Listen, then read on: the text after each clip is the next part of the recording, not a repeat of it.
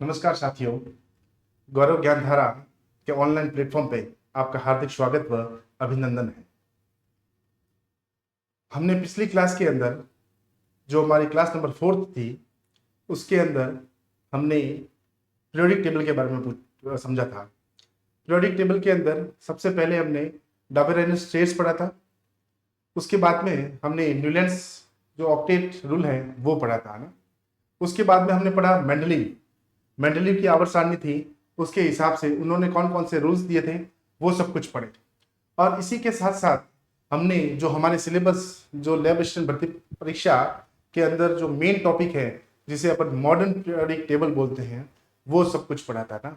Modern periodic table के बारे में यदि मैं आपको वापस थोड़ा सा रिवाइज करवाऊं, तो मॉडर्न पीरियोडिक टेबल को डिस्कवर किया था हेनरी मोजले ने। किसने किया था? हेनरी मोजले ने।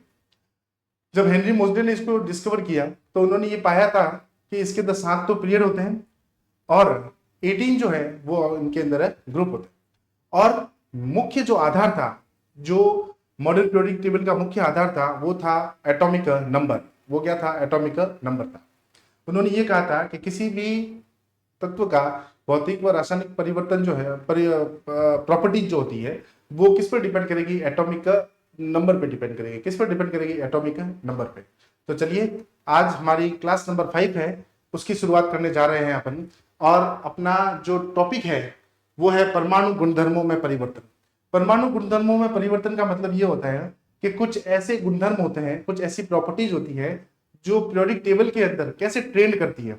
मतलब लेफ्ट टू राइट क्या जाएंगे तो क्या होगा, डाउन द ग्रुप जाएंगे तो क्या होगा। तो इन सारी प्रॉपर्टीज को अपने को इस क्लास के माध्यम से आज समझना है। चलिए, तो आज अपन इस टॉपिक की शुरुआत करते हैं।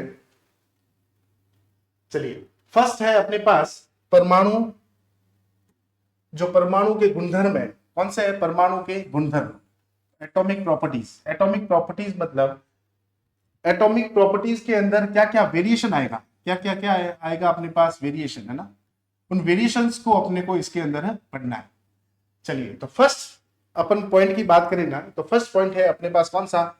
परमाणु आकार। परमाणु आकार पीरियोडिक टेबल की यदि जब भी अपन बात करेंगे तो अपने पास एक पीरियोडिक जो टेबल होती है, पीरियोडिक टेबल की बात करें अपन, तो जब भी अपने पास जो पीरियोडिक टेबल होती है, ये वाला जो ब्लॉक है, ये वाला जो ब्लॉक है, ये वाला अपने पास एस ब्लॉक होता है, ये वाला अपने पास डी ब्लॉक होता है, ये वाला अपने पास कौन सा होता है? पी ब्लॉक होता है, और नीचे की तरफ कौन सा आता है? एफ ब्लॉक होता है ना। तो एटॉमिक आकार मतलब एटॉमिक आकार परमाणु के नाभिक, परमाणु के नाभिक मतलब न्यूक्लियस बोलते हैं उसको, केंद्र से उसके सबसे बाहरी इलेक्ट्रॉन, मतलब जो बाहरी इलेक्ट्रॉन कोश के बीच की दूरी को परमाणु त्रिज्या या उसका आकार कहा जाता है। परमाणु त्रिज्या उसका क्या कहा जाता है? आकार कहा जाता है। कैसे? वो समझिए कि जैसे मान लो ये मेरे पास प्रोटॉन, ये इसका न्यूक्लियस है ना, ये इसका बाहरी कोश है, ये इसका बाहरी कोश, और ये इसका है इलेक्ट्रॉन, है ना। तो इसने क्या कहा कि परमाणु के नाभिक के केंद्र से उसके सबसे बाहरी इलेक्ट्रॉन के कोश के बीच की दूरी को परमाणु त्रिज्या या क्या कहा जाता है? परमाणु आकार कहा जाता है। इसका मतलब इसके बीच की और इसके बीच की जो दूरी है उसे अपन बोलते हैं कौन सा? परमाणु त्रिज्या। क्या बोलते हैं इसको? परमाणु त्रिज्या। और परमाणु त्रिज्या के हिसाब से ही उसका आकार अपन पता लगाया जा सकता है, उसके आकार का अपन आकार का पता लगाया जा सकता है। ठीक है, तो इसका मतलब ये होता है कि अब लेफ्ट टू राइट चलेंगे तो क्या होगा, down the top to bottom चलेंगे तो क्या होगा। तो इसको समझने के लिए अपन ने सबसे पहले, आप सबको पता होगा कि आवर्त लेफ्ट टू राइट की बात करें तो आवर्त तो होते हैं 18, और वर्ग जो होते हैं वो कितने होते हैं? 7 होते हैं। वर्ग जो होते हैं वो कितने होते हैं? 7 होते हैं। ठीक है, तो आवर्त की बात करें अपन, तो आवर्त में परमाणु लेफ्ट टू राइट, अब अपन किधर चल रहे हैं? लेफ्ट टू राइट, ये इस तरफ चल रहे हैं। अपन चल रहे हैं किस तरफ? इस तरफ, लेफ्ट टू राइट ना। लेफ्ट टू राइट चले तो परमाणु आकार क्या होगा? घटेगा। परमाणु आकार क्या होता है? घटता है। सबको पता है कि परमाणु आकार जो है ना, लेफ्ट टू राइट चलते तो अपन सा क्या होता है? कम होता है। क्यों? क्योंकि प्रभावी नाभिकीय आवेश, क्योंकि प्रभावी नाभिकीय आवेश क्या होता है? मान बढ़ता है। प्रभावी नाभिकीय आवेश का मान बढ़ेगा तो परमाणु जो है आकार हमेशा क्या हो जाएगा? कम हो जाएगा। कैसे कम हो जाएगा वो अपन देखते हैं कि जैसे जैसे अपन इधर बढ़ेंगे, है ना, तो इलेक्ट्रॉन बहुत बढ़ जाएगा। जब शेल के अंदर इलेक्ट्रॉन बढ़ जाएगा तो इलेक्ट्रॉन उस न्यूक्लियस के ऊपर ज्यादा फोर्स लगाएगा, ठीक है, और जैसे ज्यादा फोर्स लगाएगा तो उसे अपन बोलते हैं प्रभावी नाभिकीय आवेश। प्रभावी नाभिकीय आवेश को अपन आगे समझेंगे कि होता क्या है। चलिए फिर आता है वर्ग में। वर्ग में परमाणु आकार बढ़ता है। परमाणु आकार मतलब अपन ऊपर से नीचे जाएंगे तो परमाणु आकार हमेशा क्या होगा, बढ़ेगा। क्यों? क्योंकि नए इलेक्ट्रॉन जो है वो कोश में जुड़ते हैं। नए इलेक्ट्रॉन जो है वो कोश के अंदर क्या होता है, जुड़ते हैं। जैसे मैं एक एग्जांपल बात करूं, है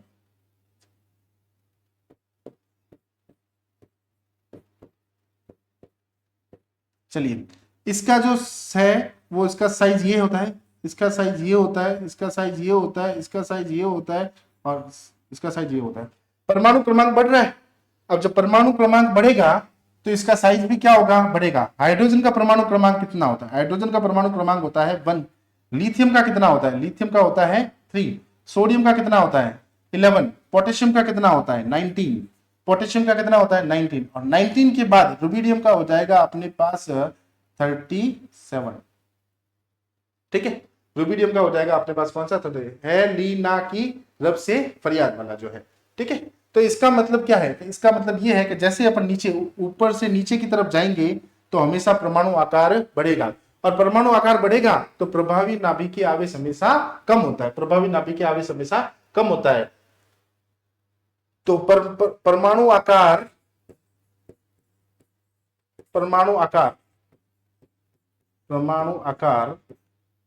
डायरेक्ट इनवर्सली प्रोपोर्शनल होगा किसके? प्रभावी नाभिकीय आवेश के। प्रभावी नाभिकीय आवेश को अपन क्या बोल सकते हैं? जेड इफेक्टिव बोल सकते हैं। क्या बोल सकते हैं इसको? Z effective. क्या बोल सकते हैं इसको? Z effective. प्रभावी नाभिकीय आवेश को अपन क्या बोल सकते हैं? Z effective. प्रभावी नाभिकीय आवेश क्या होता है ये मैं आपको नेक्स्ट स्लाइड के अंदर समझाने वाला हूं। अभी तक आपसे इतना सा याद रखिए कि जब भी अपन लेफ्ट टू राइट जाएंगे तो हमेशा जेड इफेक्टिव क्या होगा? बढ़ेगा, और टॉप टू बॉटम चलेंगे तो प्रभावी नाभिकीय आवेश जो होगा वो हमेशा क्या होगा? कम होगा। क्यों? क्योंकि इसके अंदर नए कोश, अब जब ऊपर से नीचे जाते हैं तो कोश बढ़ते हैं, जबकि लेफ्ट टू राइट जाएंगे तो हमेशा कोश के अंदर इलेक्ट्रॉन बढ़ेंगे। ठीक है सब। चलिए अब जब आकार की बात करेंगे तो आप सबको पता होगा कि त्रिज्या की तो बात करनी ही पड़ेगी अपने को। जब तक अपन त्रिज्या की बात नहीं करते हैं तब तक अपन आकार का पता लगाया नहीं जा सकता। चलिए, तो इसका मतलब किसी धनायन या ऋणायन, किसी धनायन या ऋणायन मतलब सबसे पहली आयनिक त्रिज्या क्या होती है? किसी धनायन या ऋणायन के नाभिक से उस बिंदु तक की दूरी जहां तक वह अपने इलेक्ट्रॉनों को इलेक्ट्रॉन क्लाउड पर प्रभाव डालता है, ये कहलाता है उसका आयनिक त्रिज्या। वो उसकी क्या कहलाती है? आयनिक त्रिज्या। आयनिक त्रिज्या मतलब जैसे ये तो अपने पास पॉजिटिव है और ये अपने पास कौन सा? नेगेटिव है। अब नेगेटिव जो है, नेगेटिव हमेशा बड़ा होता है, इसका साइज हमेशा बड़ा होगा। अब ये जो है ये इफेक्ट कहां तक डाल रहा है? ये यहां तक डाल रहा है, ये वाला। ठीक है, और जो पॉजिटिव है वो हमेशा इफेक्ट कहां तक डाल रहा है? यहां तक डाल रहा है।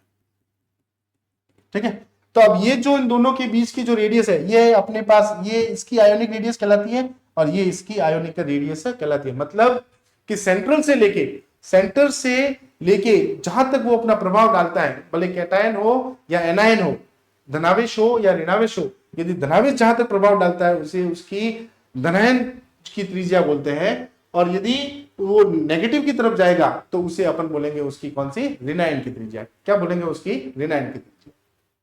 चलिए, तो इस डायग्राम से आपको बहुत अच्छे से समझ में आ गया होगा।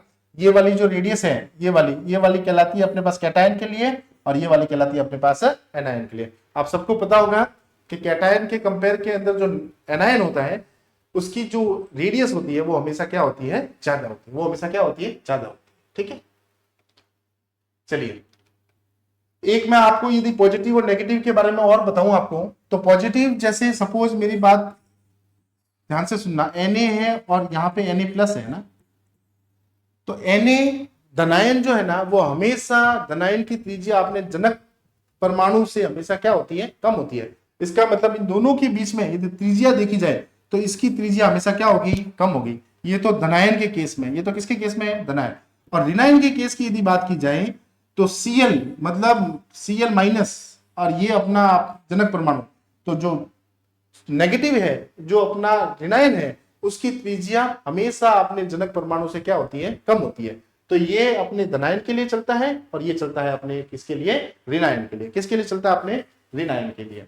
चलिए, तो ये एक परमाणु आकार था। इसी के साथ अपनी आती है सहसंयोजक त्रिज्या। कौन सी त्रिज्या आती है, सहसंयोजक त्रिज्या।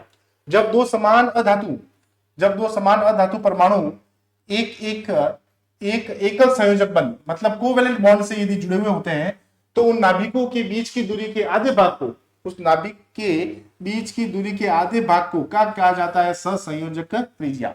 सहसंयोजक त्रिज्या मतलब ये होता है कि जैसे ये मेरे पास कोवेलेंट है ना, कोवेलेंट रेडियस है, ये वाली रेडियस ये मेरे पास एक है, इसी के साथ मेरे पास ये वाला दूसरा है, ठीक है। इनके बीच की जो दूरी है, ये वाली इसके बीच की दूरी और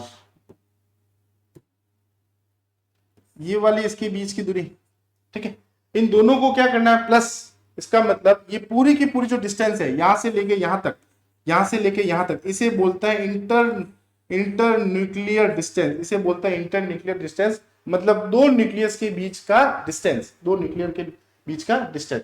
अब ये मेरे पास सपोज ये यदि मैं बात करूं तो कोवेलेंट रेडियस की बात करूं ना, तो ये आरसी से भी इसको डोनेट किया जा सकता है, आरसी। और ये इसकी कौन सी है अपने पास, जैसे सपोज ये मेरे पास बॉन्ड लेंथ है, ये इसकी जो बॉन्ड लेंथ है ना आर, इसको है ना अपन आरसी से भी डिनोट किया जा सकता है। किससे डिनोट किया जा सकता है, आरसी से। अब आर से निकालना है तो मान लो ये मेरे पास A1 है, ये मेरे पास A2 है, तो आरसी निकालना है तो अपन को क्या करना पड़ेगा, A1 plus A2 divide by क्या करना पड़ेगा, 2। तो जो रेडियस निकल जाएगी उसे अपन बोलते हैं कौन सी, कोवेलेंट रेडियस। कौन सी बोलते हैं, कोवेलेंट रेडियस। ध्यान से सुनना बच्चों, कोवेलेंट रेडियस जो है वो हमेशा ओवरलैप से बनती है। एक दूसरे के ऊपर क्या आते हैं, ओवरलैप होते हैं। एक दूसरे के ऊपर क्या होता है, ओवरलैप होते हैं, ठीक है। एक आती है एक आती है मेटेलिक रेडियस, ठीक है। अब जैसे सपोज उदाहरण में बात करें अपन, तो हाइड्रोजन है और Cl2 अणु, जैसे कोई सा भी हाइड्रोजन और Cl2, तो ये अपनी जो त्रिज्या थी वो सेकंड नंबर त्रिज्या थी, जिसे अपन बोलते हैं कौन सी, सहसंयोजक त्रिज्या। सहसंयोजक त्रिज्या। और सहसंयोजक त्रिज्या it means it is known as the covalent radius.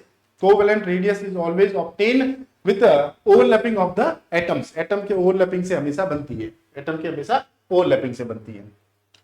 किससे बनती है ये, हमेशा ओवरलैपिंग से।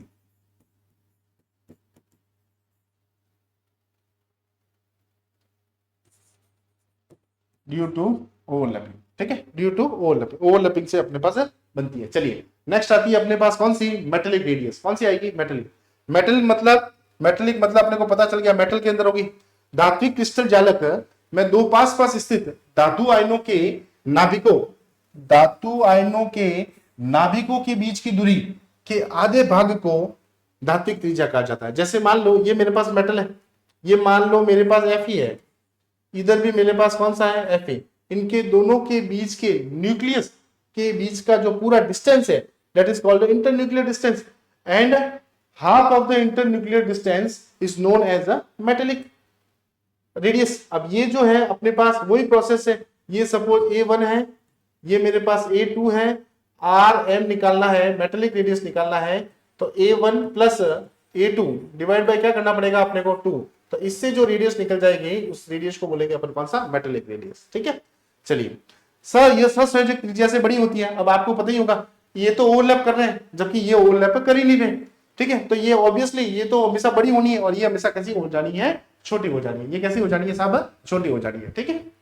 चलिए, ये सहसंयोजक त्रिज्या से बड़ी होती है, ये सहसंयोजक त्रिज्या से कैसी होती है, बड़ी होती है। कैसी होती है, बड़ी होती है, ठीक है, क्योंकि इसमें परमाणुओं का ओवरलैप नहीं होता। इसमें तो ओवरलैप होता है जबकि इसके अंदर ओवरलैप नहीं होता। चलिए, एक आती है वंडरवाल्स रेडियस। वंडरवाल्स रेडियस मतलब ये होता है ठोस अवस्था में एक ही पदार्थ के दो अलग अलग अणुओं के निकटतम परमाणुओं के नाभिकों के बीच की दूरी के आधे भाग को वंडरवाल्स त्रिज्या कहते हैं। यह सबसे कमजोर आकर्षक बलों से जुड़ी होती है। मतलब वंडरवाल्स रेडियस जो है वो सबसे वीकेस्ट होती है, वो सबसे वीक रेडियस होती है क्योंकि ये बहुत दुर्बल बंधों से जुड़ी हुई होती है। जैसे मेरे पास ये दो ठोस है, इसमें देखना इसके अंदर ना तो ये इसको टच कर रहे हैं, ठीक है, ये थोड़े से डिस्टेंस के ऊपर, इन दोनों के बीच का जो डिस्टेंस है ये कहलाता है अपने पास इंटरन्यूक्लियर डिस्टेंस। कौन सा कहलाएगा, इंटरन्यूक्लियर। अब ये कह रहा है कि जो इसके बीच का जो पोर्शन है ये वाला है ना, जहां तक ये पहुंच पाती है। तो ये रेडियस और ये रेडियस, इन दोनों के रेडियस का जो आधा भाग है उसे अपन बोलते हैं कौन सा, वंडरवॉल्स रेडियस। इसे अपन बोलेंगे कौन सा, वंडरवॉल्स रेडियस भी सेम उसी प्रकार निकाली जाती है जैसे कोवेलेंट रेडियस निकाली जाती है, और कौन सी निकाली जाती है, मेटेलिक रेडियस निकाली जाती है। ठीक है सब। तो ये अपनी 3 रेडियस थी, कौन सी थी अपने पास, 3 रेडियस।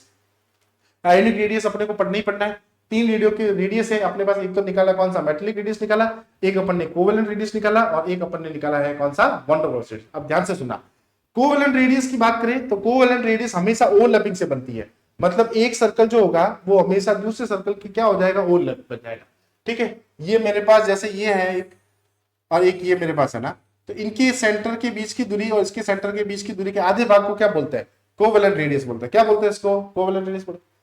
एक आएगा मेटेलिक रेडियस, ये वाला,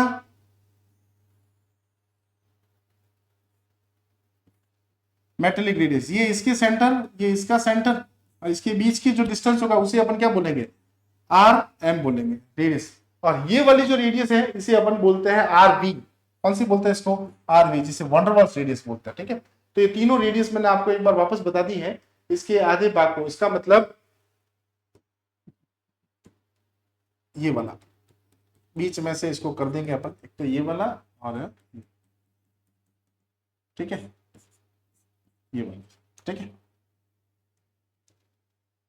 मैग्नीट्यूड ऑर्डर की बात करेंगे तो वंडरवॉल्स त्रिज्या सबसे बड़ी त्रिज्या कौन सी होगी, वंडरवॉल्स त्रिज्या सबसे बड़ी कौन सी होगी, वंडरवॉल्स त्रिज्या। उसके बाद कौन सी आएगी, धात्विक आएगी, और उसके बाद में कौन सी आएगी, सहसंयोजक। तो इसका मतलब अपन कह सकते हैं कि आर वी जो है वो सबसे बड़ी, उसके बाद में कौन सी आएगी, आर एम आएगी, और उसके बाद में कौन सी आ जाएगी, आर सी आ जाएगी। आपको यहां से एक क्वेश्चन पूछा जा सकता है, ये इंपॉर्टेंट है। यदि आपको रिलेशन पूछ ले कि भाई तीनों रेडियस के अंदर क्या रिलेशन है, तो आपको बताना है ये रिलेशन है। नोट, सहसंयोजक त्रिज्या सबसे छोटी होती है, सबको पता है सहसंयोजक त्रिज्या सबसे छोटी होती है, क्योंकि हमेशा ओवरलैप से बनती है, क्योंकि इसमें परमाणु एक दूसरे के अंदर धसे हुए होते हैं। जबकि वंडरवॉल्स त्रिज्या में परमाणु केवल एक दूसरे को छूते हैं या दूर होते हैं। ठीक है, अब यदि अपन बात करें ना, तो ये बॉन्ड लेंथ जो है, ठीक है ना, बॉन्ड लेंथ जो है उसका क्या होता है, आधा होता है। तो इसका मतलब रेडियस को यदि निकालना है तो बॉन्ड लेंथ जो है,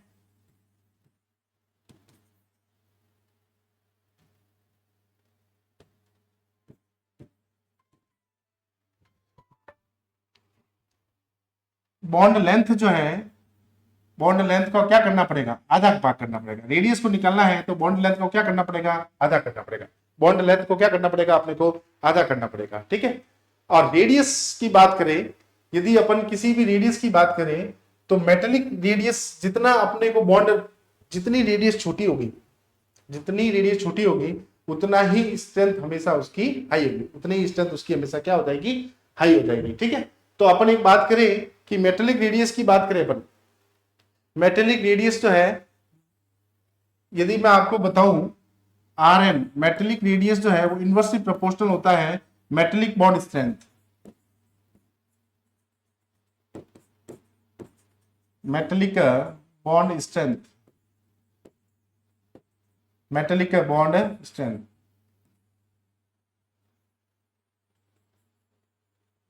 क्या मतलब है इसका, इसका मतलब यह है कि यदि मेटेलिक रेडियस यदि हाई होगी तो हमेशा ध्यान रखना उसकी स्ट्रेंथ, उसकी पावर जो है वो हमेशा क्या हो जाएगी साहब, कम हो जाएगी। वो पावर हमेशा उसकी क्या हो जाएगी, कम हो जाएगी। ठीक है, चलिए आगे चलते हैं अपन।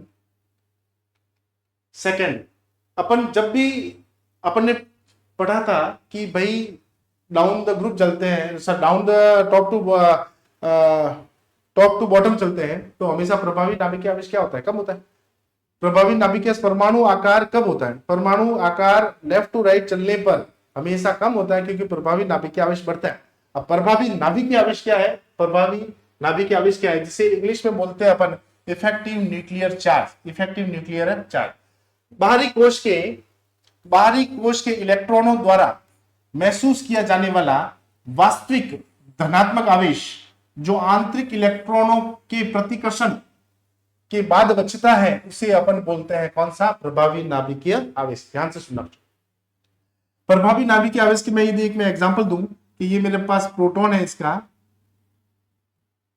ये मेरे इसका प्रोटॉन है और ये मेरे पास इलेक्ट्रॉन है ना, और इसी में एक मेरे पास यहाँ प्रोटॉन है और यहाँ पे एक इलेक्ट्रॉन है। ध्यान से, प्रभावी नाभिक आवेश का मतलब ये होता है कि न्यूक्लियस का पावर, न्यूक्लियस कितनी ताकत से बाहर वाले इलेक्ट्रॉन को अपनी तरफ आकर्षित कर रहा है, उसे अपन बोलते हैं प्रभावी नाभिकीय आवेश। मतलब किसका? नाभिक का प्रभाव, नाभिक का प्रभाव बाह्यतम इलेक्ट्रॉन पे कितना है, उसे अपन बोलते हैं प्रभावी नाभिकीय आवेश। अब देखिए इसके अंदर यहां पे ये वाला है,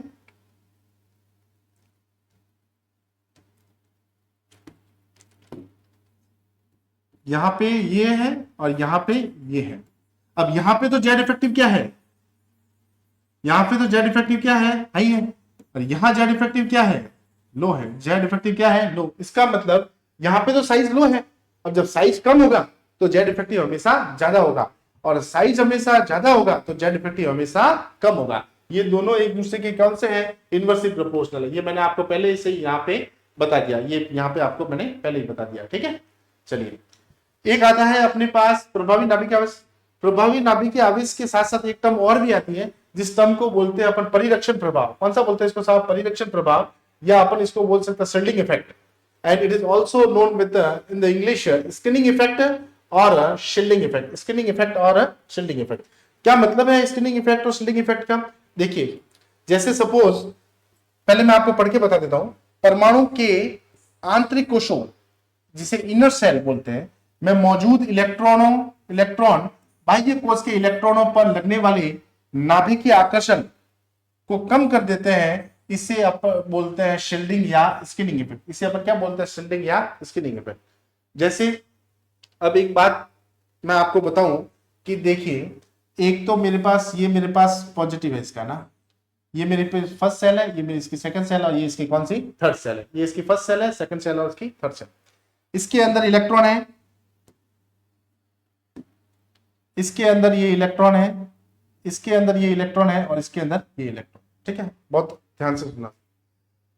प्रभावी नाभिकीय आवेश की बात, परिरक्षण प्रभाव या शिल्डिंग इफेक्ट की जब भी बात की जाएगी, तो न्यूक्लियस है ना, न्यूक्लियस इसके ऊपर भी इफेक्ट डालेगा, न्यूक्लियस इसके ऊपर भी इफेक्ट डालेगा, और न्यूक्लियस इस इलेक्ट्रॉनों को भी अपनी तरफ अट्रैक्ट करने की कोशिश करेगा। इस इफेक्ट को तो बोलते हैं जेड इफेक्टिव। इस इफेक्ट को तो बोलते हैं कौन सा, जेड इफेक्टिव। लेकिन शिल्डिंग इफेक्ट क्या है? शिल्डिंग इफेक्ट का मतलब यह होता है कि अब देखना, न्यूक्लियस तो है, जो न्यूक्लियस है, जो अपना न्यूक्लियस है, वो तो इसको क्या करेगा, न्यूक्लियस तो इलेक्ट्रॉनों को अपनी तरफ अटैक करेगा। लेकिन ध्यान से सुनना, इसके बीच में साहब एक इलेक्ट्रॉन और है, वो इलेक्ट्रॉन क्या करेगा, इस बाहर से आने वाले इलेक्ट्रॉनों को, बाहर से आने वाले इलेक्ट्रॉन को क्या करेगा, रिपेल करेगा। ये क्या करेगा, प्रतिकर्षित करेगा। ये इसका क्या करेगा, रिपेल करेगा। ये तो इसको क्या करेगा, रिपेल। और ये जो है इफेक्ट, यहां पे क्या हो रहा है, अट्रैक्शन हो रहा है। यहां पे ये क्या करने की कोशिश करेगा, अट्रैक्ट करने की कोशिश करेगा। तो न्यूक्लियस तो चाहता है अट्रैक्ट हो, न्यूक्लियस तो चाहता है क्या हो, अट्रैक्ट हो। ये इलेक्ट्रॉन जो बीच में है, वो कह रहा है कि उस इलेक्ट्रॉन को बाहर जा भाई तू। क्यों? क्योंकि अपने को पता है कि दोनों के ऊपर नेगेटिव चार्ज है। तो जब नेगेटिव चार्ज होगा तो ये इलेक्ट्रॉनों को उसकी तरह क्या करेगा, बाहर फेंकने की कोशिश करेगा। तो टोटल क्या होगा, कि टोटल ये होगा कि इसका जो इफेक्टिव न्यूक्लियर चार्ज है, जो जेड इफेक्टिव है, वो हमेशा क्या हो जाएगा, कम हो जाएगा। इसका कहने का मतलब ये होता है, रिडक्शन इन जेड इफेक्टिव को भी अपन शिल्डिंग इफेक्ट को यदि मैं बोलूं ना, तो reduction in effective nuclear charge, reduction in effective nuclear charge, reduction in effective nuclear charge को अपन बोल सकते हैं कौन सा, शिल्डिंग इफेक्ट। ठीक है, तो बच्चों आपको ये समझ में आ गया होगा कि देखो, धनायन जो है वो अपने बाहरी तो सारे इलेक्ट्रॉनों को अपनी तरफ खींचने की कोशिश करता है, लेकिन बीच में जो पड़ा इलेक्ट्रॉन है, बीच में जो पड़ा इलेक्ट्रॉन है, ये इलेक्ट्रॉन क्या करेगा, ये इलेक्ट्रॉन करेगा, इसको प्रतिकर्षित करेगा। और जब भी प्रतिकर्षित करेगा तो इसका जो जेड इफेक्ट है वो क्या हो जाएगा, कम हो जाएगा। और जैसे ही जेड इफेक्ट कम हो जाएगा तो इसका मतलब, इसको स्किनिंग इफेक्ट इसलिए बोलते हैं क्योंकि इसकी स्किनिंग हो जाएगी। और जब इसकी स्किनिंग हो जाएगी तो जेड इफेक्टिव क्या हो जाएगा, कम। और जेड इफेक्टिव कम होते ही इस इफेक्ट को बोलेंगे अपन कौन सा, परिरक्षण प्रभाव, या बोलते हैं अपन इसको कौन सा, शिल्डिंग इफेक्ट। ठीक है, तो चलिए, प्रभावी नाभिकीय आवेश शिल्डिंग जितनी अधिक होगी, जितनी शिल्डिंग अधिक होगी, बाहरी इलेक्ट्रॉन पर उतनी ही पकड़ क्या हो जाएगी, कम।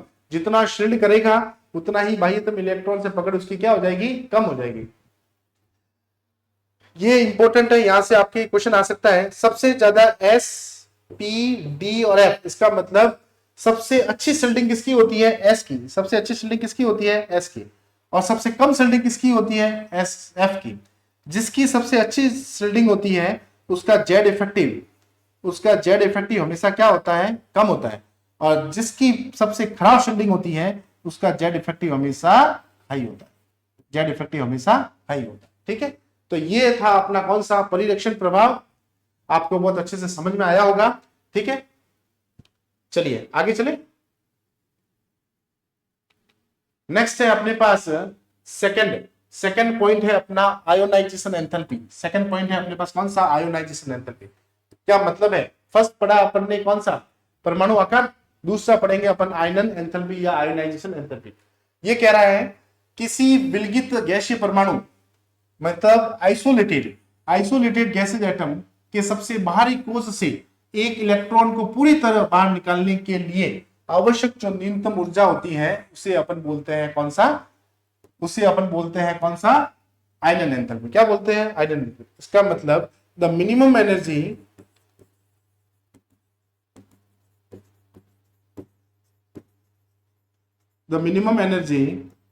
is required to removal of an electron in outermost cell of an gases of an isolated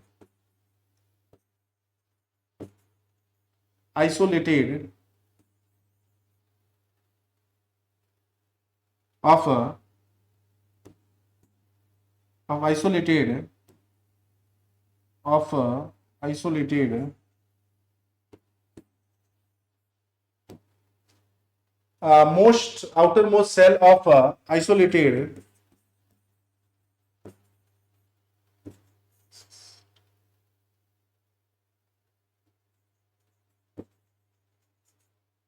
gaseous atom। ठीक है, चलिए an isolated gaseous atom of an isolated gaseous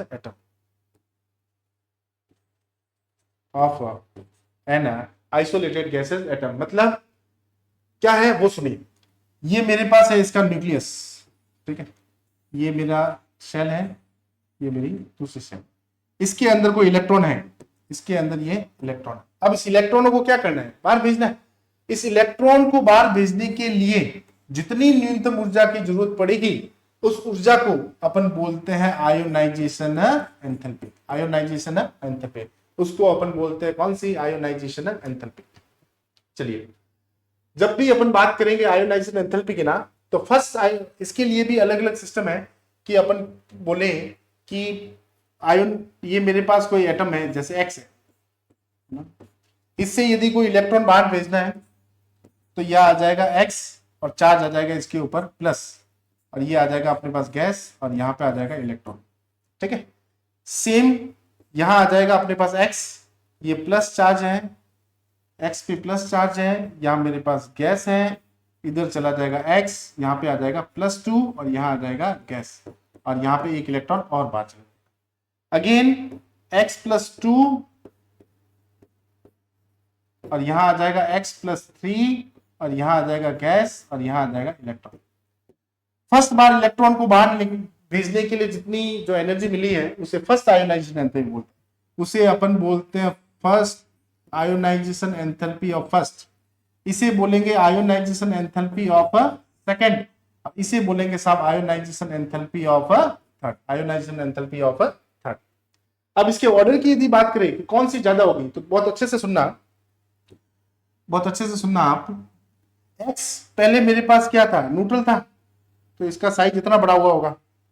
जैसे मैं इलेक्ट्रॉन को बाहर भेजूंगा तो इसका साइज कैसा हो जाएगा, छोटा होगा। मैंने आपको कहा था कि परमाणु आकार मतलब धनावेश की बात जब भी की जाएगी तो ये अपने जनक परमाणु से इसका साइज कैसा होता है, छोटा। तो ये जनक परमाणु इसका, तो इसका साइज कैसा हो जाएगा, ये हो गया, ठीक है। फिर ये साइज इसको अपन यहां ऐसे ले लें, इसके साइज क्या हो जाएगा, ये इतना सा हो जाएगा।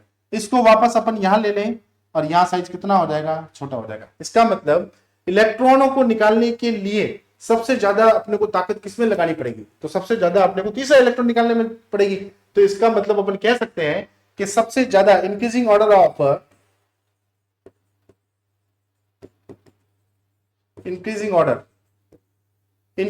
के अंदर फर्स्ट जो थर्ड वाली आयोनाइजेशन एंथैल्पी है वो सबसे ज्यादा।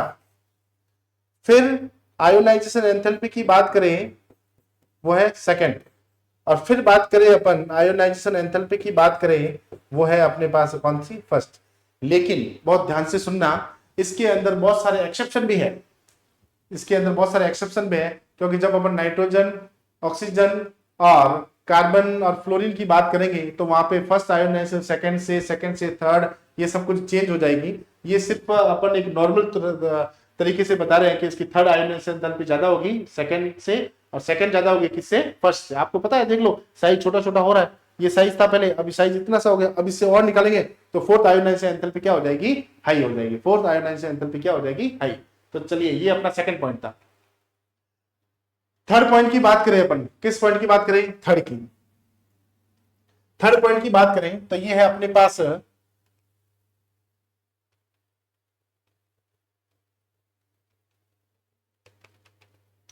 इलेक्ट्रॉन बंधुता। थर्ड पॉइंट की बात करें अपन तो ये है अपने पास कौन सा, इलेक्ट्रॉन बंधुता ना। इलेक्ट्रॉन बंधुता क्या होती है, इलेक्ट्रॉन बंधुता, यहां से क्वेश्चन आ सकता है, इंपॉर्टेंट है ना। इलेक्ट्रॉन बंधुता मतलब इलेक्ट्रॉन एफिनिटी। जब एक उदासीन परमाणु मतलब न्यूट्रल, जब एक उदासीन गैसीय परमाणु एक इलेक्ट्रॉन जोड़ा जाता है, जब एक गैसीय परमाणु में एक इलेक्ट्रॉन जोड़ा जाता है तो जो ऊर्जा मुक्त होती है उसे इलेक्ट्रॉन बंधुता कहते हैं। मतलब कि जब भी ये क्या सिस्टम है कि ये मेरे पास पॉजिटिव चार्ज है ना, ये मेरे पास इसका न्यूक्लियस, इसमें से एक इलेक्ट्रॉन को जोड़ना है, और जैसे अपन इस ऑर्बिटल के अंदर इलेक्ट्रॉनों को जोड़ेंगे तो यहां से ऊर्जा क्या हो जाएगी, मुक्त हो जाएगी। यहां से ऊर्जा जो है वो क्या होगी, मुक्त होगी। उस ऊर्जा को अपन बोलते हैं कौन सी, इलेक्ट्रॉन बंधुता। उस ऊर्जा को क्या बोलते हैं अपन, इलेक्ट्रॉन बंधुता।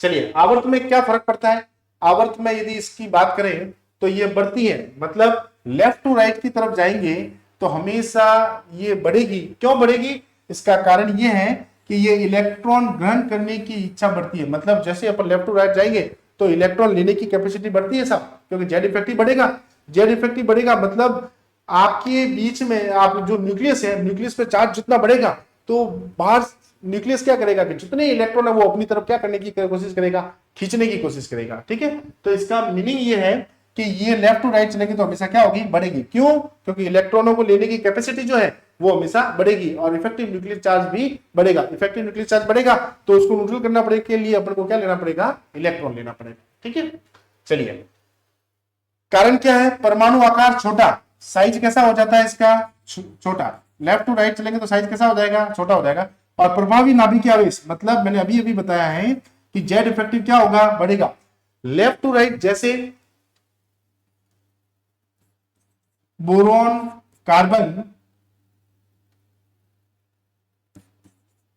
Beryllium, lithium. अब अपन लेफ्ट टू राइट चलेंगे तो इसमें लिथियम के अंदर 3 इलेक्ट्रॉन, इसमें 4, इसमें 5 और इसके अंदर कितना है, 6 इलेक्ट्रॉन।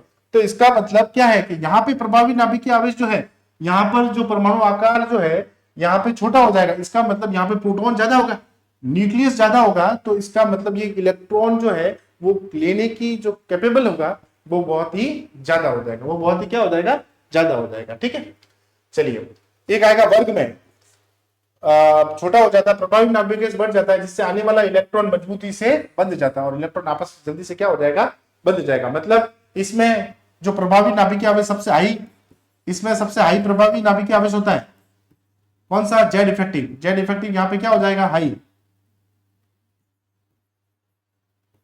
जेड इफेक्टिव हाई हो जाएगा। यहाँ क्या हो जाएगा, जेड इफेक्टिव क्या हो जाएगा, लो हो जाएगा। तो इलेक्ट्रॉन जल्दी से, इलेक्ट्रॉन आने वाला जो इलेक्ट्रॉन है वो जल्दी से इसके अंदर क्या हो जाएगा, आ जाएगा। ठीक है, चलिए फिर आता है वर्ग में, वर्ग में टॉप टू बॉटम ये घटती है। अब आपको पता ही होगा कि आप यदि आवर्त में याद रख लें तो उसका जस्ट वाइस वर्सा किसमें होता है, वर्ग में होता है। आप यदि वर्ग याद रख लें तो उसका जस्ट वाइस वर्सा होता है आवर्त के अंदर होता है। इंग्लिश मीडियम वाले जितने भी बच्चे हैं उनके लिए देख लेना, मैंने बहुत जगह सब कुछ लिख रखा है, बट ये थोड़ा बहुत अपने को आता होगा। आवर्त में left to right it is increases, left to right it is increases, left to right हमेशा क्या हो जाएगी, ये इंक्रीज हो जाएगी, है ना। और ये यहाँ पे क्या हो जाएगी, डिक्रीज हो जाएगी, यह यहाँ पे क्या हो जाएगी, डिक्रीज। कारण क्या है, परमाणु आकार बढ़ता है और नए कोश जुड़ते हैं जिससे नाभिक का बाहरी इलेक्ट्रॉन पर खिंचाव क्या हो जाता है, कम हो जाता है। अब देखो नीचे नीचे बढ़ेगा, ठीक है। तो अब देखना नीचे की तरफ करेंगे तो जैसे सपोज लिथियम देखे और सोडियम देखते हैं, तो सोडियम लिथियम का साइज तो होता है इतना सा, सोडियम का साइज होता है इतना बड़ा। अब अपन चलेंगे तो प्रभावी ये इलेक्ट्रॉन और ये इलेक्ट्रॉन है, तो यहां तो जेड इफेक्टिव क्या हो जाएगा, यहां तो जेड इफेक्टिव क्या हो जाएगा, कम हो जाएगा। यहां जेड इफेक्टिव क्या हो जाएगा, हाई हो जाएगा। यहां जेड इफेक्टिव क्या हो जाएगा, हाई। अब जब जेड इफेक्टिव हाई हो जाएगा तो यहाँ पे क्या होगा, बाहरी इलेक्ट्रॉन, यहाँ पे बाहरी इलेक्ट्रॉन पे खिंचाव क्या हो जाएगा, कम हो जाएगा। बाहरी इलेक्ट्रॉन पे खिंचाव क्या हो जाएगा साहब, कम हो जाएगा, ठीक है। इसके अंदर अपवाद की बात करें तो क्लोरीन और फ्लोरीन के बीच में है ना, क्लोरीन की इलेक्ट्रॉन बंधुता, क्लोरीन की इलेक्ट्रॉन बंधुता जो होती है वो फ्लोरीन से क्या होती है, अधिक होती है। मतलब Cl is more electro affinity than compare to a fluorine, इसकी कंपेयर में कम ज्यादा होती है, क्लोरीन की ज्यादा होती है और फ्लोरीन की कम होती है, ठीक है सर।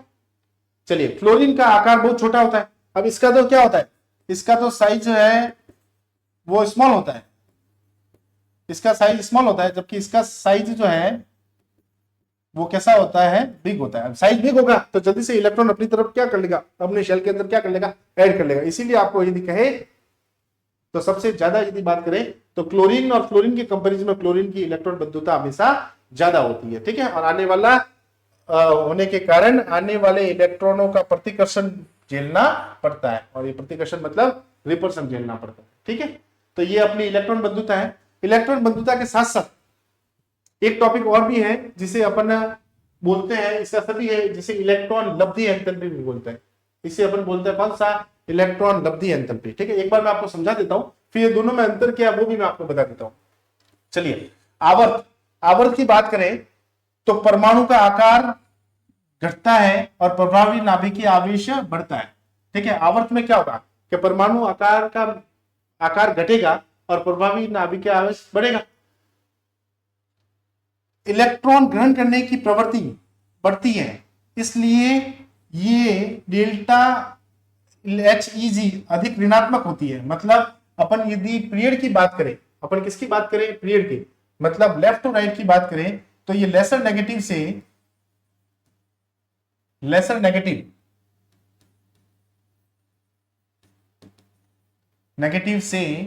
हमेशा कैसी हो जाती है, ये हायर नेगेटिव हो जाती है। लेसर नेगेटिव से कैसी हो जाती है, हायर नेगेटिव हो जाती है, हायर नेगेटिव हो जाती है। लेसर नेगेटिव से कैसी हो जाती है, हायर। कब, लेफ्ट टू राइट, कब लेफ्ट टू, जब भी राइट अपन चलेंगे, लेफ्ट टू राइट अपन चलेंगे तो ये लेसर नेगेटिव से कैसी हो जाती है, हायर नेगेटिव हो जाती है। जैसे जितनी भी हेलोजन है जो 17 ग्रुप की है कि सबसे अधिक ऋणात्मकता एंथैल्पी होती है। मतलब जितने भी हेलोजन है उनके सबसे ज्यादा ऋणात्मक एंथैल्पी होती है। अब ग्रुप की बात करें, मतलब टॉप टू बॉटम की बात करें तो परमाणु आकार बढ़ेगा, सबको पता है परमाणु आकार बढ़ेगा, जिससे नाभिक से बाह्य कोश की दूरी भी क्या हो जाती है, बढ़ती है। अभी जस्ट मैंने बताया कि अपन ऊपर से नीचे चलेंगे तो कोश में दूरी क्या हो जाएगी, बढ़ जाएगी, जबकि यहाँ क्या हो जाएगा, कोश से दूरी, इलेक्ट्रॉन के कोश में जो दूरी है वो क्या हो जाएगी, कम हो जाएगी, ठीक है। इलेक्ट्रॉनों को आकर्षित करना कठिन होता है, इसलिए ये कम ऋणात्मक होती है। इसका मतलब क्या है, इसका मतलब ये है साहब कि जब भी अपन टॉप टू बॉटम चलेंगे, किधर चलेंगे अपन, टॉप टू बॉटम, जब भी अपन टॉप टू बॉटम चलेंगे तो ये जो है ना, ये हायर नेगेटिव 2 या लेसर नेगेटिव 2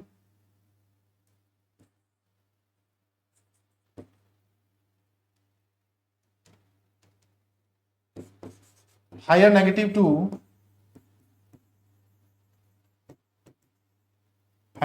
2 लेसर नेगेटिव हो जाती है।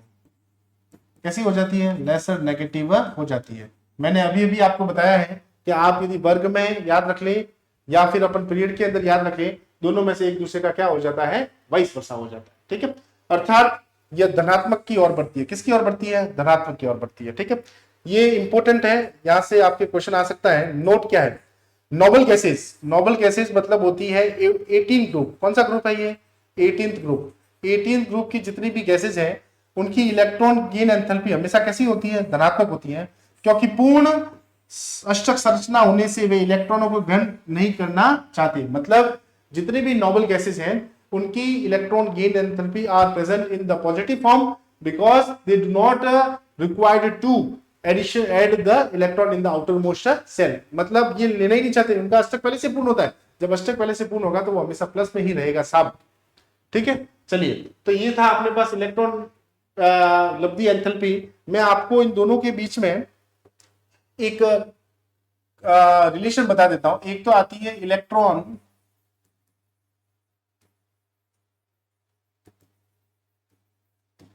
एफिनिटी आती है, और एक आती है इलेक्ट्रॉन गेन एंथैल्पी ना, electron gain enthalpy, electron gain enthalpy ना, इलेक्ट्रॉन गेन एंथैल्पी। क्या मतलब है इन दोनों का, बहुत अच्छे से सुनना आप। इलेक्ट्रॉन गेन एंथैल्पी की बात करें, सबसे पहले आपको यदि मैं बताऊं ना, इन दोनों के अंदर एक छोटा सा फर्क है कि ये है कि सबसे पहले इलेक्ट्रॉन एफिनिटी आती है और उसके बाद में हमेशा क्या आएगी, इलेक्ट्रॉन गेन एंथैल्पी। कैसे इलेक्ट्रॉन गेन एंथैल्पी आएगी वो सुनिए। जैसे सपोज मेरे पास ये पॉजिटिव चार्ज है, ये मेरा न्यूक्लियस है, ये मेरे पास यहाँ पे इलेक्ट्रॉन है ना। अब इलेक्ट्रॉन को अपनी तरफ क्या करना है, अट्रैक्ट करना है। इलेक्ट्रॉनों को अपनी तरफ क्या करना है, अट्रैक्ट। तो चलिए, ये मेरे पास एक इलेक्ट्रॉन है ना, ये इलेक्ट्रॉन, इस इलेक्ट्रॉन, ये न्यूक्लियस सेंटर के अंदर क्या पड़ा है, न्यूक्लियस पड़ा है। सेंटर में क्या है, ये न्यूक्लियस है। सेंटर में क्या है, न्यूक्लियस। सेंटर में क्या है, ये न्यूक्लियस। ये इलेक्ट्रॉन, ये न्यूक्लियस जो है, ये इलेक्ट्रॉन इसमें ऐड होना चाहता है। ये जो इलेक्ट्रॉन है वो जो है अपने पास इसके अंदर ऐड होना चाहता है। ठीक है, न्यूक्लियस जो है वो बाहरी वाले इलेक्ट्रॉनों को अपनी तरफ क्या करना चाहता है, खींचना चाहता है। लेकिन बीच में सांप खड़े हैं, वो कह रहे हैं कि नहीं, हम आपको आने नहीं देंगे। क्यों, क्योंकि देखो ये इलेक्ट्रॉन इस इलेक्ट्रॉन को, ये इलेक्ट्रॉन इस इलेक्ट्रॉन को क्या करने की कोशिश कर रहा है, रिपल करने की कोशिश कर रहा है। लेकिन जो न्यूक्लियस है वो चाहता है कि इसके अंदर इलेक्ट्रॉन ऐड हो, वो चाहता है इसके इलेक्ट्रॉन ऐड हो। तो ये क्या होगा कि जब ये इलेक्ट्रॉन इसके अंदर अपनी तरफ अट्रैक्ट करेगा और ये इधर वाला जो इलेक्ट्रॉन इसको क्या करेगा, रिपेल करेगा, तो इसके अंदर में आप ये इलेक्ट्रॉन एफिनिटी और इलेक्ट्रॉन गेन एंथैल्पी का मतलब सीधा सीधा मतलब ये होता है, इलेक्ट्रॉन एफिनिटी हमेशा पहले आती है, इलेक्ट्रॉन गेन एंथैल्पी हमेशा कहाँ आती है, बाद में आती है। कैसे बाद में आती है वो सुनिए। जैसे मान लो आज मैंने ये सोच लिया कि मुझे 2 घंटे ऑनलाइन क्लास लेनी है, ठीक है, लेकिन जो 2 घंटे में ऑनलाइन क्लास लूंगा उसके बाद में 2 घंटे ऑनलाइन क्लास ले लेता हूं। तो पहले सोच पहले आई मेरे कि भाई आज मैंने ये सोचा कि भाई मैं आज 2 घंटे क्लास लूंगा ऑनलाइन। तो ये मेरी सोच है। जो सोच जो होती है, जो चाहत होती है ना, उससे अपन कौन सी बोलते हैं, इलेक्ट्रॉन एफिनिटी बोलते हैं, इलेक्ट्रॉन एफिनिटी। और जो कर्म है जो इलेक्ट्रॉन गेन एंथैल्पी अपना कर्म होता है साहब, वो अपने को करते हैं। और ये जो है ये अपनी क्या होती है साहब, चाहत होती है। मतलब ये सबसे पहले आती है, ये हमेशा पहले आती है, ये हमेशा पहले आती है, ये हमेशा पहले आती है। और ये हमेशा ये इलेक्ट्रॉन एफिनिटी मतलब ई के बाद आती है, ई के बाद आती है। अब जैसे आप भी जब पढ़ने का सोचते होंगे कि भाई आज मुझे इतने घंटे पढ़ना है, तो सबसे पहले आपका क्या है कि पहले आपने सोचा, जो सोच होती है ना उसे अपन इलेक्ट्रॉन एफिनिटी के हिसाब से समझ सकते हैं, और जब अपन पढ़ेंगे उसको समझ सकते हैं अपन इलेक्ट्रॉन गेन एंथैल्पी के हिसाब से। अब देखिए, जब ये इलेक्ट्रॉन इसके अंदर ऐड होगा, जब ये इलेक्ट्रॉन इसके अंदर अपने पास क्या हो जाएगा, ऐड होगा, तो जो सोच है वो तो हमेशा क्या होगी, पॉजिटिव में। इसका मतलब इलेक्ट्रॉन एफिनिटी जो है वो हमेशा किस में आएगी, पॉजिटिव में। किस में आएगी, पॉजिटिव में। वो हमेशा किस में रहेगी, पॉजिटिव। तो इलेक्ट्रॉन ये जब पॉजिटिव में रहेगी तो इलेक्ट्रॉन गेन एंथैल्पी, अब इलेक्ट्रॉन गेन एंथैल्पी जो है Eg है, डेल्टा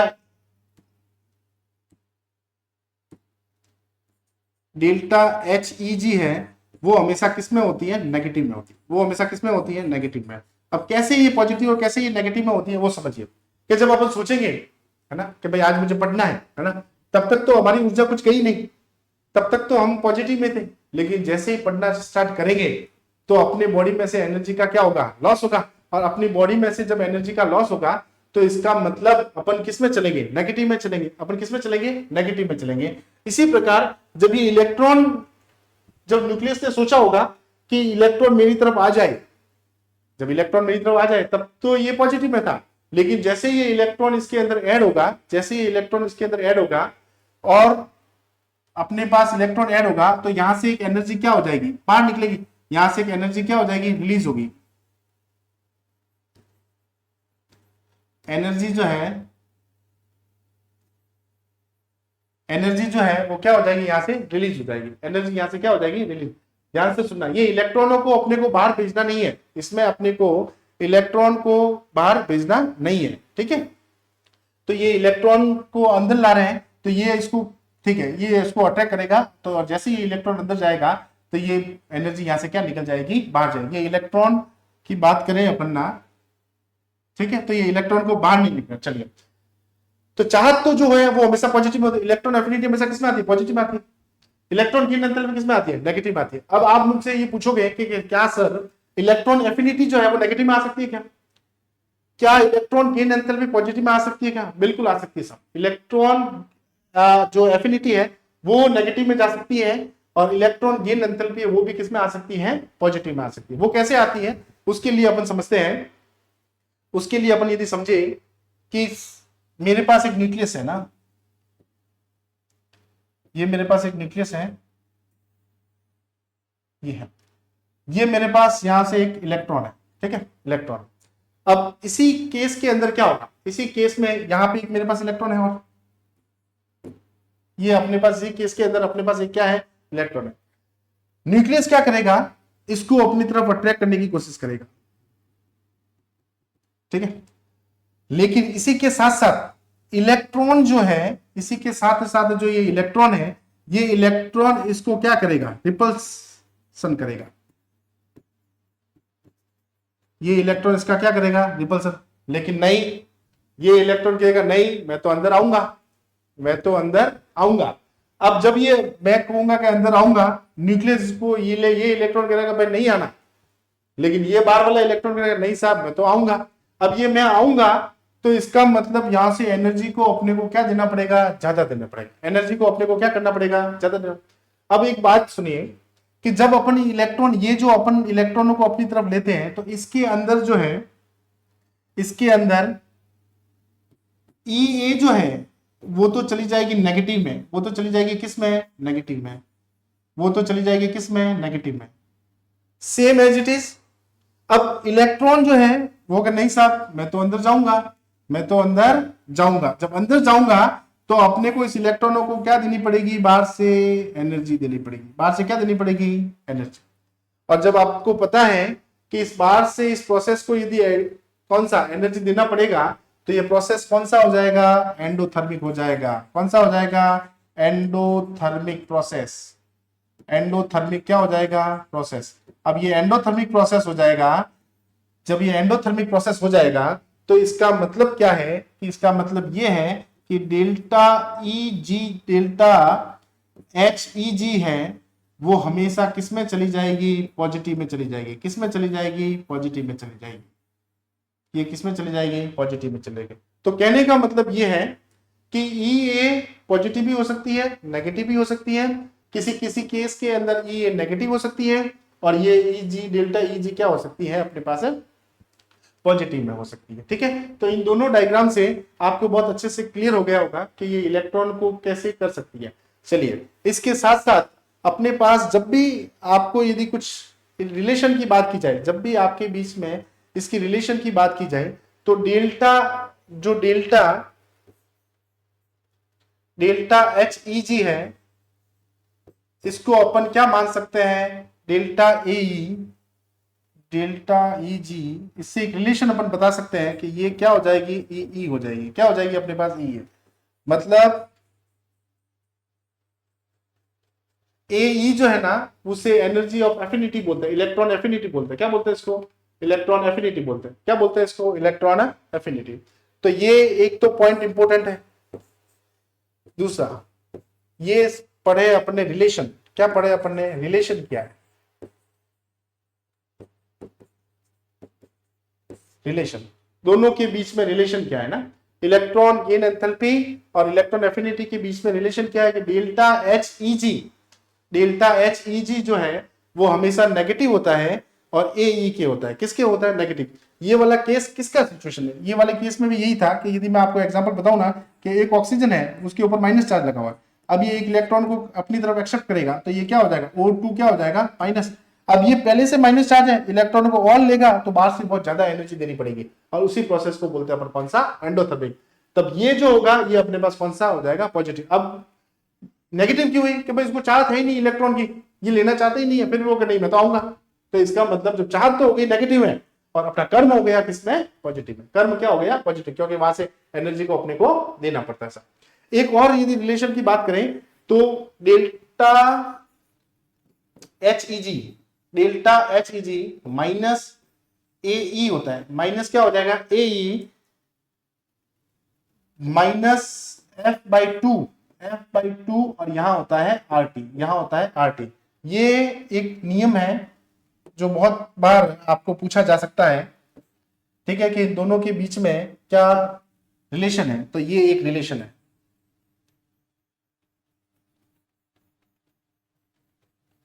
ये दोनों मोस्ट इंपॉर्टेंट रिलेशन है between the electron affinity and electron gain enthalpy.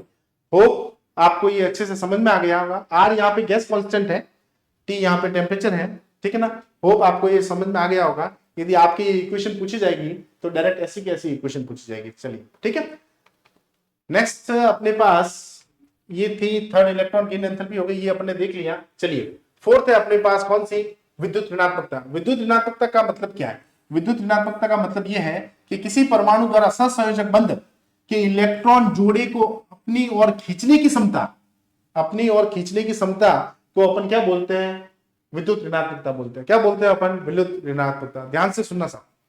Electron negativity, electron negativity में तो कोवेलेंट इलेक्ट्रॉनों को अपनी तरफ खींचना पड़ता है, जबकि इलेक्ट्रॉन एफिनिटी हो, इलेक्ट्रॉन एफिनिटी के अंदर इलेक्ट्रॉनों को खींच के अपने अंदर शेल में मिलाना होता है। तो electron gain enthalpy, electron affinity में और इलेक्ट्रोनेगेटिविटी में बहुत फर्क है। चलिए, खींचने की क्षमता आवर्त में लेफ्ट टू राइट ये बढ़ती है, लेफ्ट टू राइट हमेशा क्या होगी, बढ़ेगी, क्योंकि साइज जेड इफेक्टिव क्या होगा, बढ़ेगा, जेड इफेक्टिव बढ़ेगा और साइज हमेशा छोटा रहेगा। वर्ग में क्या होगा, वर्ग में ये घटती है, वर्ग में ये हमेशा क्या होगी, घटेगी। अब जैसे अट्रैक्शन क्या होगा, जैसे मान लो ये है मेरे पास,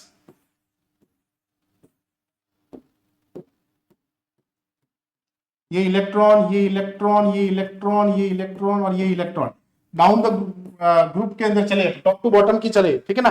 तो साइज बढ़ेगा, साइज बढ़ेगा तो अट्रैक्शन कम होगा। सबसे अट्रैक्शन यहाँ पे तो ये इलेक्ट्रॉन नेगेटिविटी, यहाँ पे इलेक्ट्रॉन नेगेटिविटी तो क्या हो जाएगी, हाई, और यहाँ पे इलेक्ट्रॉन नेगेटिविटी क्या हो जाएगी, लो हो जाएगी। यहाँ पे इलेक्ट्रॉन नेगेटिविटी क्या हो जाएगी, लो। जेड इफेक्टिव की बात करूं मैं तो जेड इफेक्टिव जो है, जेड इफेक्टिव यहाँ क्या हो जाएगा, हाई हो जाएगा, यहाँ क्या हो जाएगा, जेड इफेक्टिव जो है वो हो जाएगा अपने पास लो। एटॉमिक साइज की बात करें अपन, एटॉमिक साइज, एटॉमिक साइज हमेशा क्या हो जाएगा, लो, जबकि यहाँ एटॉमिक साइज हो जाएगा हाई। एटॉमिक साइज हो जाएगा क्या, हाई। एटॉमिक साइज हो जाएगा कौन सा, हाई हो जाएगा, ठीक है। चलिए, विद्युत ऋणात्मकता को प्रभावित करने वाले कारक कौन कौन से हैं, कारक जो इसको प्रभावित करते हैं। फर्स्ट है विद्युत ऋणात्मकता 1/, परमाणु आकार की होती है। 1/, क्या हो जाए, परमाणु आकार। अब सबको पता है कि एटॉमिक साइज कम होगी तो विद्युत ऋणात्मकता हमेशा बढ़ेगी। सेकंड, विद्युत ऋणात्मकता प्रभावी नाभिक क्या है, वो अभी मैं आपके सामने लिख दिया है कि इलेक्ट्रॉन नेगेटिविटी बढ़ेगी तो जेड इफेक्टिव भी बढ़ेगा। विद्युत ऋणात्मकता, ध्यान से सुनना, इंपॉर्टेंट पॉइंट है ये, एस कैरेक्टर बढ़ेगा, इलेक्ट्रोनेगेटिविटी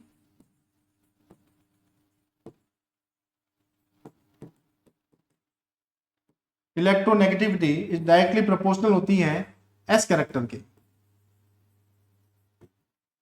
किसके होती है, एस कैरेक्टर, एस कैरेक्टर की होती है। किसके होती है? एस कैरेक्टर की। कहने का मतलब क्या है कि जब एस कैरेक्टर बढ़ेगा तो इलेक्ट्रोनेगेटिविटी बढ़ेगी। इसके अंदर एस कैरेक्टर की बात करें अपन, किसके अंदर? एसपी के अंदर। एसपी के अंदर एस कैरेक्टर बात करें तो 50% होता है। इसके अंदर यदि अपन बात करें तो अपने पास 33.3% होता है, 33 अप्रॉक्स 33 होता है। और इसके अंदर की बात करें तो 25% होता है। ठीक है, तो इसके अंदर 33 होता है, इसके अंदर होता है 30.3% और इसके अंदर 20% होता है। ठीक है, चलिए विद्युत ऋणात्मकता ऑक्सीकरण अवस्था, ऑक्सीकरण संख्या बढ़ेगी तो विद्युत ऋणात्मकता भी बढ़ेगी, विद्युत ऋणात्मकता भी बढ़ेगी। विद्युत ऋणात्मकता को मापने के लिए 2-3 साइंटिस्ट ने जो फॉर्मूले दिए वो क्या है वो सुनिए। एक पॉलिंग मापक्रम आता है, पॉलिंग का फॉर्मूला आता है। पॉलिंग का फॉर्मूला क्या कहता है? XA minus XB is equal to 0.208 under root EAB minus under root EA और E इंटू EB। क्या है? XA तो है इलेक्ट्रोनेगेटिविटी ऑफ A, विद्युत ऋणात्मकता किसकी? A की।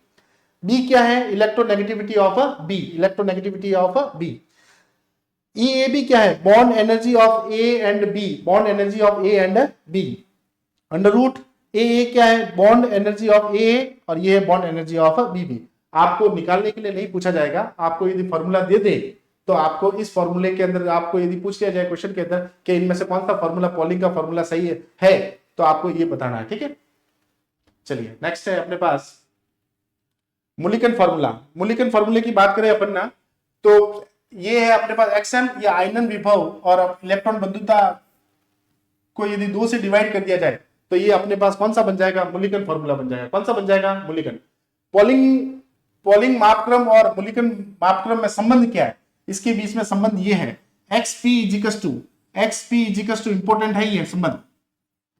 XP 0.336 bracket XM minus 0.615। ठीक है, XP मतलब पॉलिंग और XM मतलब होता है कौन सा? मुलिकन होता है। XM मतलब कौन सा होता है? मुलिकन होता है। चलिए XP मतलब होता है पॉलिंग के द्वारा दी गई विद्युत ऋणात्मकता, XM का मतलब होता है मुलिकन के द्वारा दी गई विद्युत ऋणात्मकता। यदि आयनन विभव इलेक्ट्रॉन बंधुता का मान इलेक्ट्रॉन वोल्ट में दिया हो तो, यदि इलेक्ट्रॉन वोल्ट में दिया तो क्या होगा? XM इज टू आयनन विभव प्लस इलेक्ट्रॉन बंधुता डिवाइड बाय कितना हो जाएगा? 5.6। तो ये वाला फॉर्मूला जो है, ये वाला फॉर्मूला भी इंपॉर्टेंट है, आपको निकालना नहीं पूछेगा, आपको यहां से एक फॉर्मूला ही पूछेगा। ठीक है ना, तो अपनी नेक्स्ट स्लाइड की तरफ चलते हैं अपन। एक आता है धात्विक गुण। कौन सा आएगा अपने पास? धात्विक गुण। चलिए 4 पढ़ लिया अपन ने, ये अपने पास है कौन सा? 5 पॉइंट है ना। 5 पॉइंट की अपन बात करें तो धात्विक गुण, धात्विक गुण मतलब मेटेलिक प्रॉपर्टी। अब सबको पता है किसी परमाणु में आसानी से इलेक्ट्रॉन को त्याग कर धनायन बनाता है। अब जैसे सपोज कोई मेटल है, ये मेटल जब भी इधर M+ बनाएगा है ना, तो और ये यहाँ पे इलेक्ट्रॉन को डोनेट करेगा, वो जो कहलाएगा उसे अपन बोलते हैं मेटेलिक प्रॉपर्टी। तो देखो आवर्त it means left to right, when we move left to right धात्विक गुण हमेशा क्या होता है? घटता है साहब। धात्विक गुण हमेशा क्या होगा? घटेगा। और अधात्विक गुण हमेशा क्या होगा? बढ़ेगा। वर्ग में बात करें अपन तो टॉप टू बॉटम की बात करें तो धात्विक गुण हमेशा क्या हो जाएगा? इंक्रीज हो जाएगा। धात्विक गुण हमेशा क्या हो जाएगा? इंक्रीज हो जाएगा, क्योंकि इलेक्ट्रॉन त्यागना आसान हो जाता है, क्योंकि इलेक्ट्रॉन को जो डोनेट करना जो होता है ना वो जल्दी से आसान हो जाता है। ठीक है, छठा पॉइंट देखते हैं अपन। अधात्विक गुण, धात्विक गुण का जस्ट उल्टा जो होता है ना वो अधात्विक गुण होता है। धात्विक गुण का उल्टा जो अधात्विक गुण होता है इसे बोलते हैं तत्वों के इलेक्ट्रॉन को ग्रहण करने की और ऋणायन बनाने की प्रवृत्ति को अधात्विक गुण करते हैं। मतलब धात्विक का जस्ट उल्टा कौन सा हो जाएगा? ऋणात्मक हो जाएगा। धात्विक का जस्ट उल्टा कौन सा हो जाएगा? ये अधात्विक हो जाएगा। आवर्त में बाएं से दाएं जाने पर अधात्विक गुण बढ़ते हैं, इसमें बढ़ते हैं साहब, उसमें घटते थे। इसके अंदर ऊपर से नीचे जाने पर हमेशा कैसा हो जाता है? घट जाता है। कैसा हो जाता है? घट जाता है। इसका मतलब आप धात्विक याद रखिए, आप सिर्फ धात्विक गुण याद रखिए, अधात्विक जो है वो इसका जस्ट क्या हो जाएगा? वाइस वर्सा हो जाएगा। जस्ट क्या हो जाएगा अपने पास? वाइस वर्सा हो जाएगा। चलिए एक आता है अपने पास ऑक्सीकरण। ठीक है ना, ऑक्सीकरण गुण क्या होते हैं? एक पदार्थ जो दूसरे से इलेक्ट्रॉन ग्रहण करता है और खुद का अपचयन करता है, दूसरे से इलेक्ट्रॉन को क्या करेगा? ग्रहण करेगा। ठीक है ना, जैसे ये F है, F जो है वो इलेक्ट्रॉन को ग्रहण करके क्या बनाएगा? F- बनाएगा। F- बनाएगा, वह ऑक्सीकारक कहलाता है। इसका मतलब ये क्या कहलाएगा? ऑक्सीकारक कहलाएगा। आवर्त में क्या होगा? आवर्त में ऑक्सीकारक गुण बढ़ता है। मतलब अपन जब भी आवर्त में चलेंगे, लेफ्ट टू राइट चलेंगे तो हमेशा होगा बढ़ेगा। वर्ग में इसका जस्ट क्या हो जाता है, उल्टा हो जाता है। वर्ग में इसका जस्ट क्या हो जाएगा, उल्टा। नोट, सबसे प्रबल ऑक्सीकारक, सबसे प्रबल ऑक्सीकारक जो होता है ना वो हेलोजन है। कौन सी है, हेलोजन। विशेषकर फ्लोरीन होती है, विशेषकर क्या होती है अपने पास, फ्लोरीन। विशेषकर अपने पास क्या होगी, फ्लोरीन। एक आता है अपने पास अपचायक गुण, एक आता है अपने पास कौन सा, अपचायक गुण। इलेक्ट्रॉनों को दान करने या त्यागने की क्षमता, वो वहां पे एक्सेप्ट कर रहा था। अपचायक मतलब था, सॉरी ऑक्सीकारक मतलब क्या था, इलेक्ट्रॉनों को अपने अंदर गेन कर रहा था, जबकि ये क्या करेगा, दान करेगा। ये क्या करेगा, दान। अपचायक जो गुण है वो ऑक्सीकारक गुण का जस्ट उल्टा है। जस्ट क्या है, उल्टा। जो तत्व जितनी आसानी से इलेक्ट्रॉन त्यागता है वो उतना ही उसका अपचायक गुण या उतना ही उस ही अधिक होता है। आवर्त में क्या होगा, अपचायक गुण घटता है, अपचायक गुण क्या होगा, घटेगा। उधर क्या होता, बढ़ेगा। इधर क्या है, अपचायक गुण बढ़ेगा, तो उधर क्या था, घटेगा। देखिए इधर तो था क्या था, बढ़ेगा, इधर घटेगा। जबकि जबकि हाँ, अपचायक गुण इसके अंदर क्या हो जाएगा, डिक्रीज हो जाएगा, और जबकि अपचायक गुण है ना इधर क्या हो जाएगा, इंक्रीज हो जाएगा। ठीक है, तो वर्ग में आवर्त के अंदर तो है ना ये हमेशा डिक्रीज होता है और ये हमेशा क्या होता है, इंक्रीज होता है। सबसे प्रबल अपचायक, ध्यान से सुनना, सबसे प्रबल अपचायक, सबसे प्रबल अपचायक रिड्यूसिंग एजेंट क्षार धातुएं होती हैं समूह फर्स्ट के, और विशेषकर इसमें सीजियम है। कभी कभार अपन फ्रेंशियम का भी बता सकते हैं, कभी कभार अपन इसका फ्रेंशियम का भी बता सकते हैं। ठीक है, तो ये अपन ने 8 गुण पढ़ लिए हैं। मैं आपको यदि विद्युत ऋणात्मकता की बात करें तो विद्युत ऋणात्मकता फ्लोरीन पूरी पीरियोडिक टेबल में सबसे ज्यादा किसकी होती है, सबसे विद्युत ऋणात्मकता, विद्युत ऋणात्मकता, ऋणात्मकता फ्लोरीन की सबसे अधिक होती है, सबसे अधिक होती है, सबसे अधिक होती है, सबसे अधिक होती है। चलिए, विद्युत ऋणात्मकता हो गया, मैंने आपको इलेक्ट्रॉन एफिनिटी बता दी, क्लोरीन की सबसे ज्यादा होती है। चलिए, इसी के साथ अपन कुछ एक क्वेश्चन कर लेते हैं। आवर्त सारणी में बाएं से दाएं जाने पर, अपना आंसर फटाफट निकालिए। आवर्त सारणी में बाएं से दाएं जाने पर सामान्यतः बढ़ती है, लेकिन नाइट्रोजन और ऑक्सीजन में नाइट्रोजन की फर्स्ट आयनाइजेशन एंथैल्पी ऑक्सीजन से अधिक होती है। इसका कारण यह है कि ऑक्सीजन के अतिरिक्त, मतलब नाइट्रोजन जो होता है वो अर्धपूरित कक्षकों का स्थायी विन्यास होता है, अर्धपूरित कक्षकों का स्थायी विन्यास होता है। आवर्त में बाएं से दाएं जाने पर आयनन एंथैल्पी बढ़ती है, लेकिन नाइट्रोजन और ऑक्सीजन में नाइट्रोजन की फर्स्ट आयनाइजेशन एंथैल्पी, मतलब ये लिखा नाइट्रोजन और ये लिखा ऑक्सीजन, होनी चाहिए किसकी, ऑक्सीजन की ज्यादा, लेकिन ये ऐसा नहीं होता, ऐसा नहीं होता, ऐसा नहीं होता है। क्यों नहीं होता है, इसका कारण यह है कि जब अपन इसके इलेक्ट्रॉनिक कॉन्फ़िगरेशन लिखते हैं, नाइट्रोजन का इलेक्ट्रॉनिक कॉन्फ़िगरेशन लिखते हैं 1s2 2s2 और 2p3, और ऑक्सीजन का लिखे तो 1s2 2s2 और 2p4, इसके अंदर अर्धपूरित विन्यास होता है। कौन सा होता है, अर्धपूरित विन्यास। और अर्धपूरित विन्यास मैंने आपको बताया था, half filled and full field is more stable then other field orbital. इसीलिए ऑक्सीजन की ज्यादा ना होगी, ज्यादा किसकी हो जाएगी, नाइट्रोजन की, और फिर किसकी होगी, ऑक्सीजन की, फिर किसकी होगी, ऑक्सीजन की। चलिए, द्वितीय आयनन एंथैल्पी का सही क्रम क्या है, द्वितीय आयनन एंथैल्पी का सही क्रम है, सबसे ज्यादा द्वितीय आयनन एंथैल्पी का सही क्रम, ये द्वितीय आयनन एंथैल्पी का सही क्रम कौन सा है, नियॉन। नियॉन का सबसे ज्यादा, फिर ऑक्सीजन, फिर फ्लोरीन, और फिर किसकी है, नाइट्रोजन की। चलिए, इलेक्ट्रॉन लब्धि एंथैल्पी के संदर्भ में कौन सा कथन सत्य है, कौन सा कथन सत्य है। उत्कृष्ट गैसों की इलेक्ट्रॉन बंधुता का बहुत अधिक होता है, गलत है। परमाणु आकार बढ़ने पर इलेक्ट्रॉन बंधुता बढ़ती है, गलत है।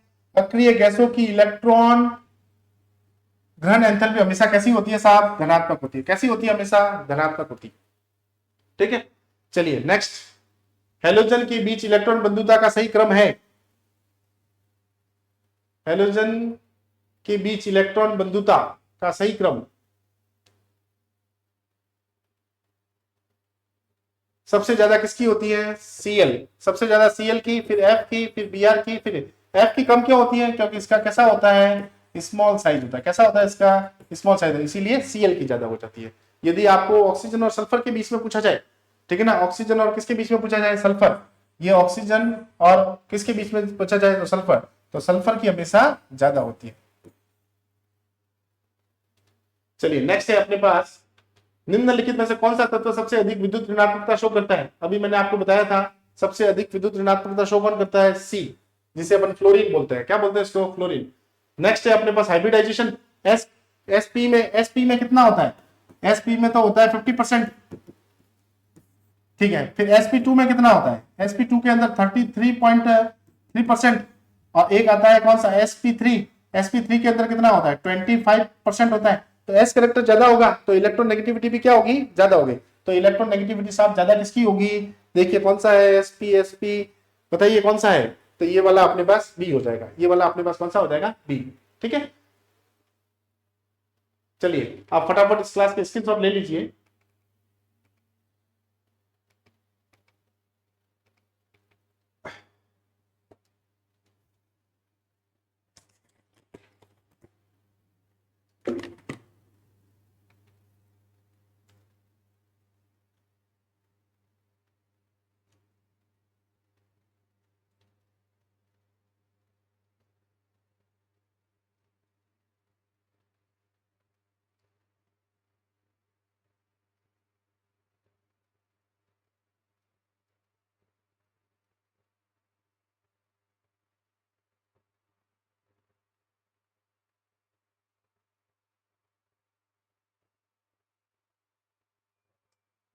ठीक है, तो साथियों आज का क्लास यही समाप्त करते हैं हम।